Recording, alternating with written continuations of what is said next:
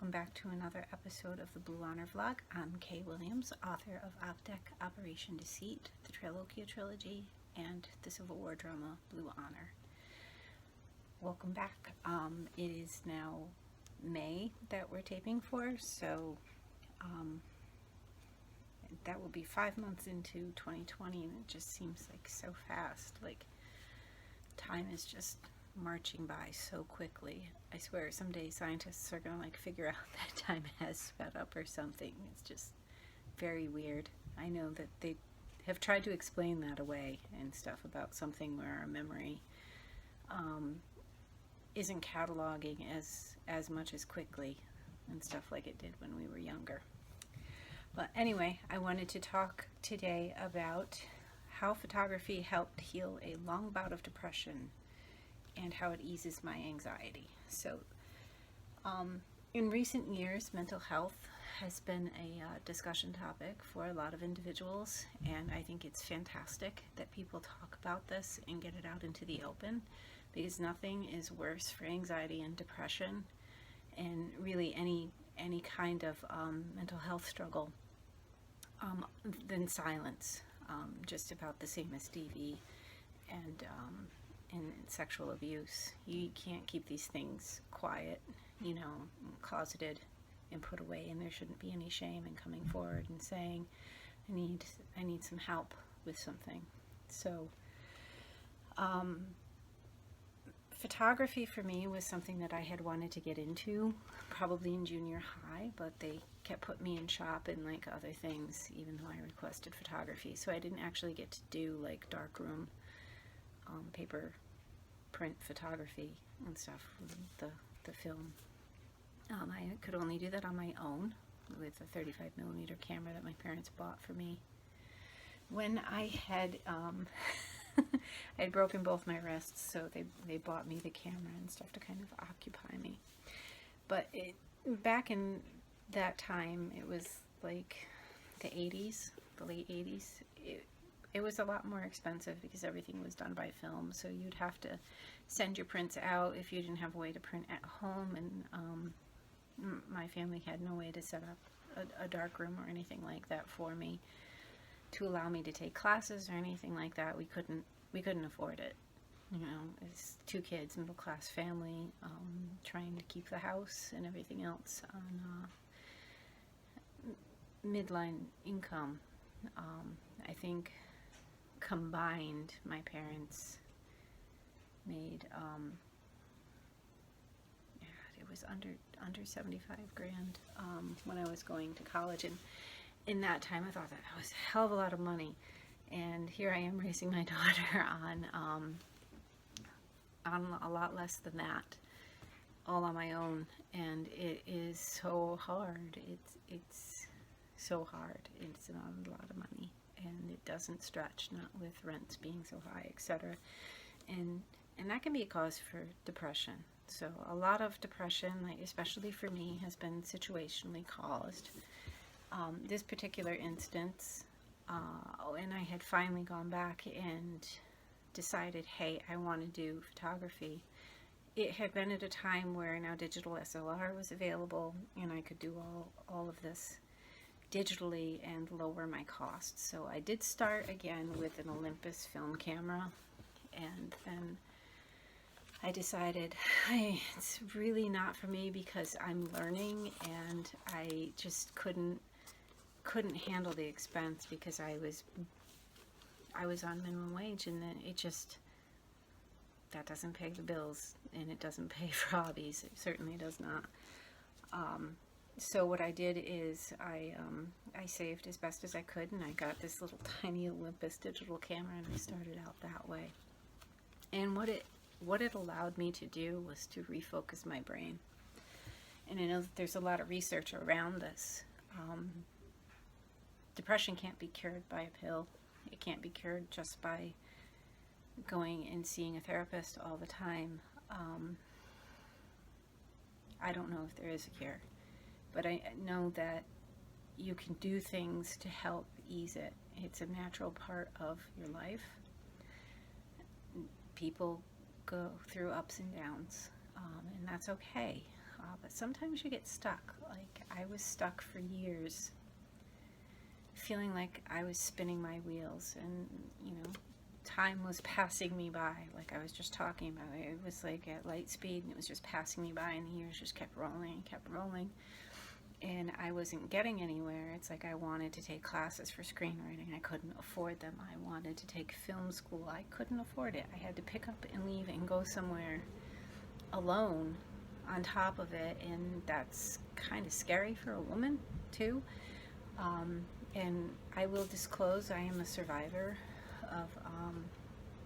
of sexual abuse when I was a very, very little girl, and sexual harassment and assault when I was an older girl.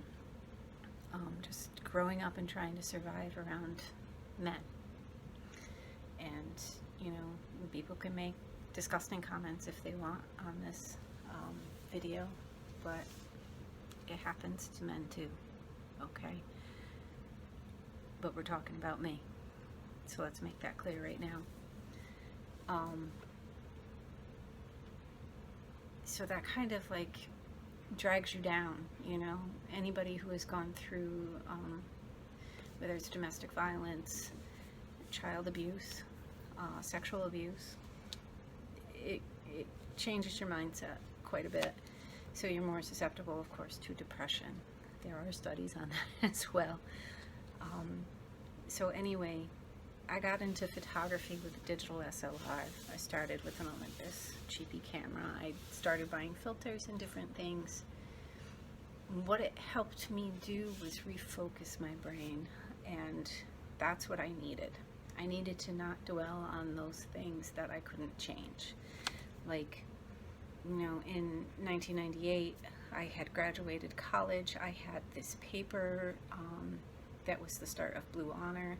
I had met an agent. She loved it. Unfortunately, she was not able to place it. Penguin Books had almost taken it.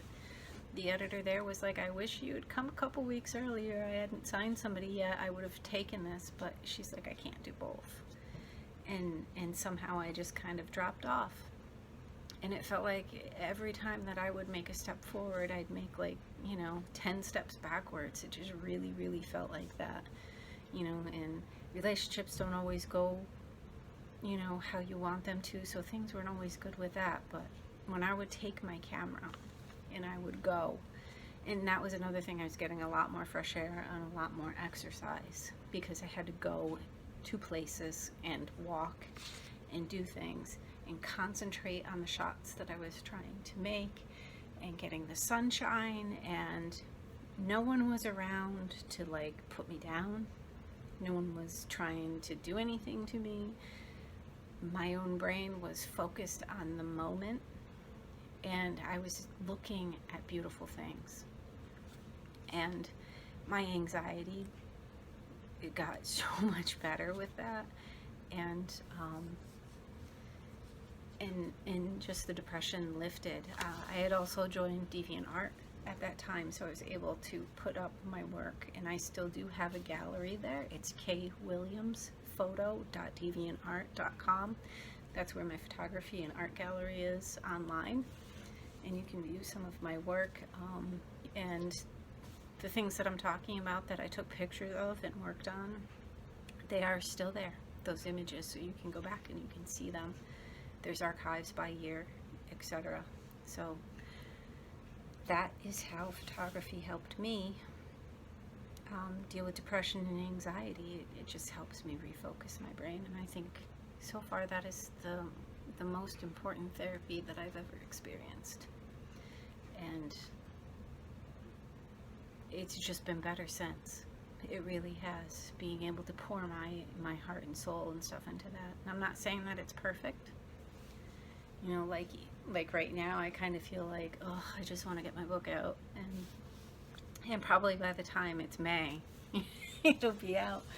But you kind of get like bogged down on like, what am I doing with my life? And it's like, well, you know, this is your life, so do things. You know, don't wait for something to suddenly like happen or fall at your door or your feet or whatever it is. If there's something that you want to do, do your best, because I understand entirely how affordability can affect being able to do that, and that affects me being able to publish as well to this day. So I understand that. But do everything that you can and stuff. And if you have any questions about how to access stuff more cheaply, etc., I do have answers for that. So please leave me your questions. Don't forget to subscribe, because maybe there will be an entire vlog, or I'll write a blog or something on that, just to help people out. Because if you feel like you're moving forward and you're doing good, you know, that can really help ease a lot of your anxiety and those dark feelings. And no promises, you know, because I know it's not perfect. You know, you can be completely happy and getting everywhere that you want to get, and it's just still not, you know, letting you go. But there's no reason to not try. It's your best bet, really. Just keep trying, and just keep telling it, you know, F off. I'm not gonna wallow in this, and I'm not gonna think about it. I do get up every day, and I choose not to feel like I did all those years ago ever again. And when those feelings start creeping up, I tell them to stop. But they're always just gonna come and go. And I think that it needs to be stressed that that is a normal part of life, that you just kind of feel blah sometimes, and it's okay. You know, just don't let it go on too long, and make sure you reach out. And if you're struggling, there are the hotlines. If you don't want to call the hotlines, call a friend. You have them, and they do care about you. All right. Thank you for watching. Again, please subscribe to the vlog, because that helps support me, and that helps me be able to produce these and answer questions and stuff for you. Until next time, thanks.